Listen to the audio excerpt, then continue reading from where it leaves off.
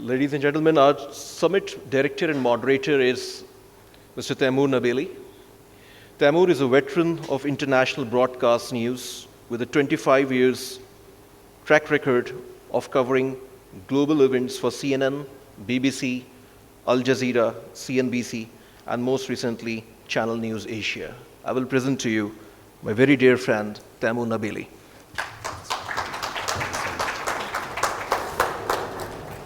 Thank you. That's far. Good morning, everyone. Good morning. Nice to see you all here. It's a great pleasure for me to be in Pakistan today. It's my first time in the country, and particularly when I'm in the presence of such distinguished company, both panelists and audience. And I hope we're all going to have a great day, a great 2 days, in fact, of insight and conversation under the banner of Innovating for the Future. As you can see, we've got a great bunch of speakers lined up for you here and throughout the next couple of days.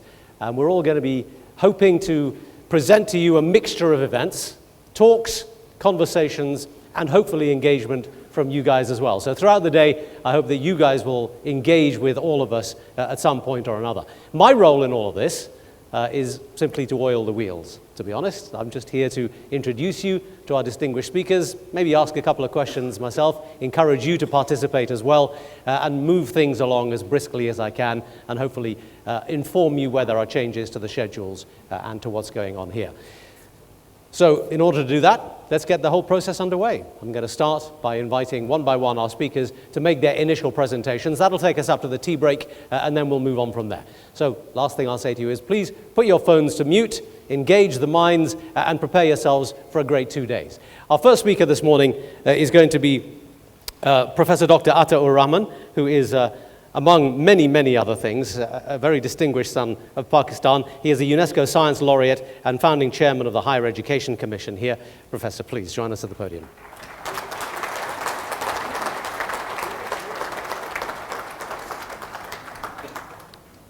A'udhu billahi minash shaitanir rajeem. Bismillahir rahmanir rahim. Professor Ahsan Iqbal, Minister for Planning, Excellencies, ladies and gentlemen, Assalamu alaikum. Very good morning to you. The theme of this morning's session, Innovating for the Future. And that's the key. How do you innovate?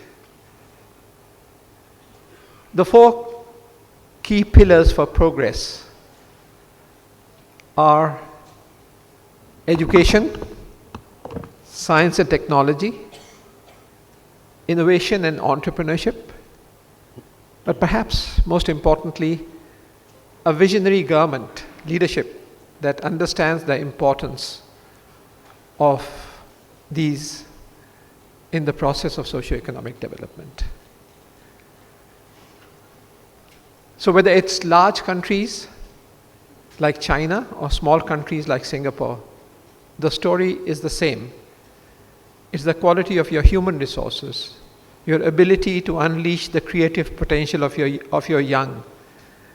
That has been the secret of their success. Singapore, population about 1/4 of Karachi, exports last year about $400 billion US. Compare with Pakistan, about $22 billion. So what is it that makes that tiny Singapore with no natural resources have exports which are 18 or 20 times those of this large country? It's the quality of the human resources and the ability to innovate and to transition to a knowledge-based economy. National University of Singapore ranked amongst the top 12 of the world today, much ahead of many of the leading universities in the United States. Biopolis in Singapore, a whole city on biotechnology. Turn to the other extreme, China. Never before in the history of man have so many been transformed so quickly as has happened in China. China started sending in significant numbers its brightest young to top universities in Europe and USA back in the late 1970s. Initially in 1978, it sent about 800 students for doctoral level studies. Come to 2016, 550,000, more than 500,000 students were sent by China last year to top universities in USA and Europe, and about 450,000, almost 500,000, returned back to China after getting their higher education. And these are being clustered. And the result is that last year, the publications, for instance, in the field of nanotechnology, a fast developing area, were greater from China than from the United States of America. So it's the key for Pakistan's progress is education. We have a youth bulge, about 100 million below the age of 22 or 23, and we have a window of opportunity for the next 30 or 40 years, where if we can tap into this huge potential and unleash the creative talent, then the future is ours. If not, it becomes a huge burden. Now let me take you to a land which is stranger than Alice in Wonderland. It's a land of science today, a land where truth is stranger than fiction, and every day brings 1,000 discoveries. Many of them are transforming our lives, often serendipitously. So for instance, if you look at the field of biotechnology, why do you get mangoes only in the summer, not in the winter? Scientists have learned that there is a biological clock which is built in, which tells the plants when to fruit, when to flower. The DET1 gene, and there are other genes also. And they're learning how to switch these genes on and off so that you get fruits round the year. And all I'm not talking about now is billions of dollars and cents, innovation transforming economies. Similarly, we have golden rice which has been developed. Thousands of children which used to die because of lack of vitamin A now are being saved because of genetic modifications of rice which have pro-vitamin A built in, and they're getting their doses of vitamin A. The process of aging, can you control it? Can you slow down the process of aging? Can you reverse the process of aging? You'll obviously say, no, that's impossible.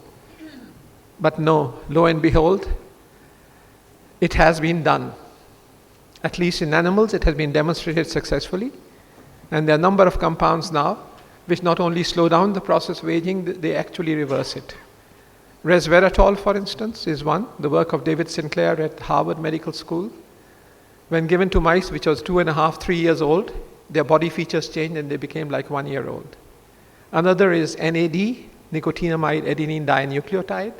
A third is metformin, a drug which was approved for diabetes, but it is now being regarded by some as the fountain of youth. And in animals, it actually reverses the process of aging. So this is the world where truth is stranger than fiction. Science is full of strange surprises.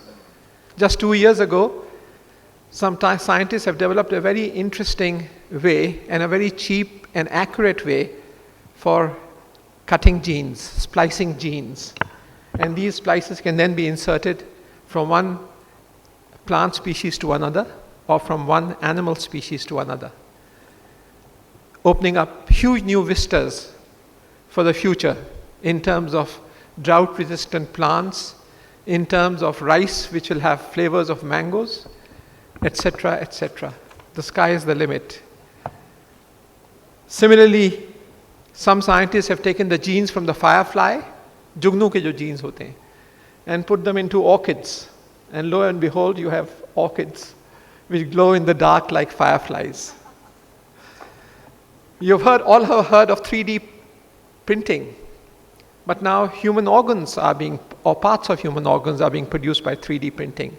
There are people walking around on the planet with parts of their kidneys and livers produced by 3D printing. Through a technique, basically an inkjet printer, which can emit human cells, and layer by layer you can build up human organs. Wearable kidney machines around the corner, so that you don't have to go for dialysis if you have kidney failure. You can wear these machines under your coat, and then it's a constant. Portable kidney machines are here. Stem cells are promising to transform the way medicine is going to be practiced tomorrow. Professor Yamanaka in Japan got his Nobel Prize for his work on induced pluripotent stem cells. You can take a normal skin cell, reconvert it back into a stem cell, and then redifferentiate it into a heart cell or a lung cell or other cells. Cut off a tail of a lizard and it grows back. Cut off the hand of a person and it doesn't grow back. Why not? Scientists have discovered that there are certain tiny microRNA switches in lizards which can be activated, allowing the organ to grow back. And they are looking for the similar switches in humans, so to allow human organs to be grown back similarly. So this is the strange world of the future. Turn to neuroscience. 100 billion neurons in your brain. 100 billion neurons, let me repeat. Each talking to some 10,000 other neurons. 100 billion times 10,000 synaptic connections. Arguably the most complex object in our universe is our own brain. How does it work? How are the thoughts stored? What is the chemical basis of thought storage? That's an area of my research, and I've published many articles on it internationally. 2 of my reviews have come out just last year and the year before. Thoughts are not abstract. They're made of atoms and molecules, and they can be recognized. So fascinating things are going on. For instance, if I was to wear a cap with certain sensors, and if I was to give a mental command, it could be readily recognized by a small computer, and you can drive cars by thought control. Similarly, the blind can today see with their tongue. See with their tongue. Actually, you see with your brain, not with your eyes. Eyes are only a mechanism for image transfer. So YCAB, a company in Wisconsin, has developed this device, a little camera, which takes in the optical signals, converted into electrical signals, and then transferred into a lollipop-like device in the mouth of the blind person. And the moment he or she puts it in the mouth, then through the nervous system of the tongue, the image gets transferred to the brain, restoring partial eyesight. YCAB, W-I-C-A-B, you might want to look it up tonight on the internet. Commercially available, water under the bridge. Amazing developments are going on wherever you look at. You go to China, you don't know a word of Chinese. You're talking to a person who doesn't know a word of English. What do? Waverly Laboratories, New York, has developed a real-time translation device. You're talking in English, the person has a little device in his ear and he's listening to you in Chinese, and vice versa. So this is where the money is coming from. This is where investments in knowledge, in human resources, in education, science, and innovation and entrepreneurship are transforming economies. DARPA, a US defense organization, has developed these cyborg beetles, flies, and they can sit on the wall of Mr. Hassan Iqbal and transfer all the secret conversations that he's taking with the Prime Minister to the US Embassy a few miles away in real time, and then off to USA. So Hassan Iqbal साहब जरा ख्याल रखिएगा अगली दफा मक्खी आके बैठे आपकी टेबल पे. So this is smartphone is enough. That's right. Let's turn to material sciences, new materials. Again, amazing developments. If I was to cover Asfar Asan here with a cloak made out of a special material called metamaterials, you, Asfar, are going to become invisible. These have the strange property of bending light. So Harry Potter's disappearing cloak is now a reality. And these are already being used for cloaking submarines and tanks and submarines. You have intelligent materials which remember their shape. So you may be in a car which has a little dent, but then it'll restore itself. The Terminator scenario is now a reality. Fire a bullet, a hole is created. Within 4 or 5 seconds, the hole disappears. Self-healing materials are here, commercially available. Wrinkle zapping cream. You have wrinkles in your face, you're old. Just put this cream, the wrinkles disappear in 10 seconds. Come back in the night, wash the cream off and the wrinkles reappear. Nanocellulose, nanotechnology. Paper made out of cellulose, but nanocellulose, light, absorbent, bulletproof. So bulletproof jackets are now being made out of nanocellulose. Paper has been made from stone, powdered stone and polymer, again commercially available. Electronic textiles are here. You're wearing a pink dress, madam, and you say, I'm tired of pink, I want blue with orange flowers or whatever. Press a little button, and the design changes in a flash of a second. Electronic textile. Thousands of designs are stored within dresses. The husbands should be relieved because they don't have to buy so many dresses anymore. Similarly, ebb textiles are here, E-B-B-B, ebb, like water ebbs up and down. So they change their color slowly. You go to a party wearing a blue dress and you come back wearing a maroon one. That color slowly changes. And so on. So it's a strange world of innovation. And countries which have realized this and which are investing massively in research are moving forward. Pakistan has made significant progress in the last 10 or 15 years in higher education, also some progress in sciences. And I think I must give the credit to the present government and especially Professor Hassan Iqbal for restoring the massive budgetary cuts that took place in the previous government, and not only restoring them, but doubling the allocations for higher education. So thank you, Professor Hassan Iqbal. The country is grateful to you. So I have 4 minutes left, and I'm looking at the time. So wherever we look, it's innovation transforming economies. And so in order to move forward, we have to excite young minds about research, about innovation, attract them to areas where they can innovate and contribute to the process of socio-economic development.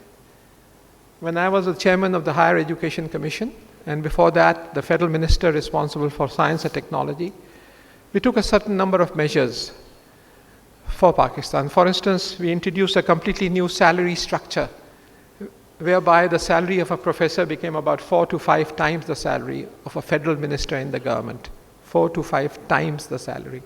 So that when young people are thinking about careers, they should just follow their noses and do what excites them, whether it's social sciences or whether it's engineering or mathematics or whatever. But these were contractual appointments with a tenure track, first international evaluation after 3 years and then after 6 years, before they were made permanent. We sent 11,000 students abroad, about 5,000 of them for doctoral studies, because universities are not about beautiful buildings, which you find often in the Middle East. They're about beautiful minds. The key single most important factor that determines quality of a university is the faculty. If you have a beautiful campus worth billions of dollars, 0 international ranking. If you have equipment worth billions, 0 international ranking. Size, 0 international ranking, nothing. The ranking of universities comes from creativity. International publications and impact factor journals, PhD output, PhD faculty to student ratio, international patents, international honors and awards that the university is winning, and so on. It's all about creativity. And that has to be the focus for Pakistan if we are going to move forward. Creativity. So we introduced a digital library at that time. In 2001, if you had walked into a university library, you wouldn't have found even half a dozen of the latest journals. Today, every public sector university has access to 65,000 textbooks from 220 international publishers and 25,000 international journals. Similarly, in the IT area and the mobile telephone area, we placed Pakistan's first satellite in space, ParkSat-1, part of it used for education as well under the virtual university, and introduced a large number of other programs. The result was that in 2001, we had only 700 publications in international journals coming from Pakistan. Last year, we had more than 10,000 international publications. And we are slightly ahead of India now in terms of research publications per million population on a population basis, which is no small achievement. And Thomson Reuters, the world's leading agency for assessment of education, in August 2016 came forward with a report heading Another Brick in the Wall, BRIC, and compared Pakistan's transformation with the BRIC countries, Brazil, Russia, India, and China, and concluded that none of these countries have shown such a fantastic increase in the improvement in the quality of education in highly cited publications as Pakistan. This is a report worth reading, Thomson Reuters, August 2016. And Nature, the world's leading journal in science, has published 4 editorials in Pakistan about what I was trying to do when I was heading the Higher Education Commission. And in one of them, it said the paradox of Pakistan. The heading was the paradox of Pakistan. This country torn with so many problems, and yet you have a system of higher education which needs to be emulated by others. And I was humbled and amused when it called me in that editorial a force of nature. So Pakistan has got tremendous potential.